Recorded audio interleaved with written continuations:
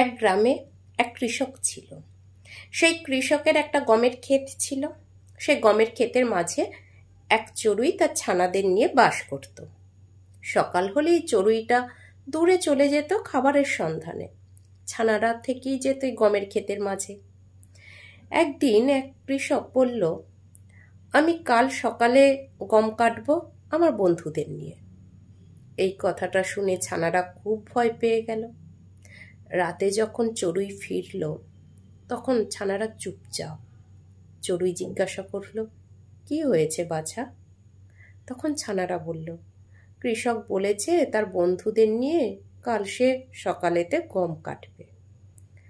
তখন চড়ুই বলল, ভয় পেও না বাছা, কিচ্ছু হবে না। পরের দিন সকালে দেখলো সত্যি তো কৃষক আর গম কাটছে না। দিয়ে আবার কিছুদিন যায়। আবার কিছুদিন পরে কৃষক বলল, কাল সকালে আমি গম কাটবো আমার আশেপাশের কিছু বন্ধুদের নিয়ে, তাহলে তোমরা চলে যেও।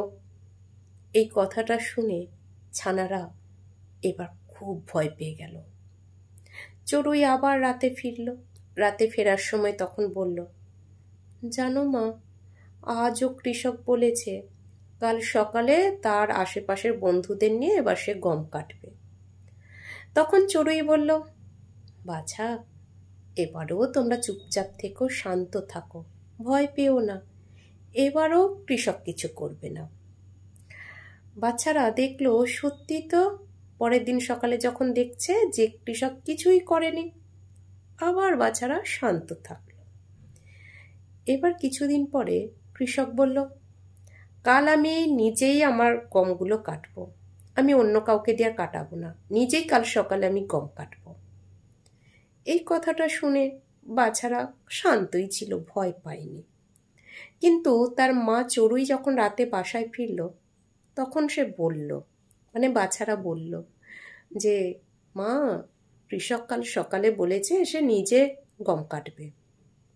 তখন চড়ুই বলল, এবার ভয়ের আছে, কাল সত্যি সত্যি কৃষক গম কাটবে। তখন চড়ুই বলল, মানে চড়ুইয়ের বাচ্চারা বলল, কেন? ও তো এতবার বলছে কাটছে না। তখন চড়ুই বলল, এতদিন তো পরের ওপর ভরসা করেছে। যখন কোনো মানুষ বলে কাল আমি ওদের নিয়ে এই কাজ করব ওই কাজ করব, শুধুই হুমকি দেয়, পরকে নিয়ে বলে এই কাজ করব এই কাজ করব, কিন্তু কাজ করে না, তখন সে কাজ করে না। যখন সে বলে নিজের কাজ আমি নিজে করব, তখনই সে কিন্তু নিজের কাজটা করতে থাকে। এই গল্পটা থেকে কি শিখলাম? এই গল্পটা থেকে শিখলাম আলস্যতা বর্জন করে নিজের কাজ নিজে করো, তাহলে মানুষ ভয় পাবে, না হলে মানুষ তোমাকে কেউ ভয় পাবে না।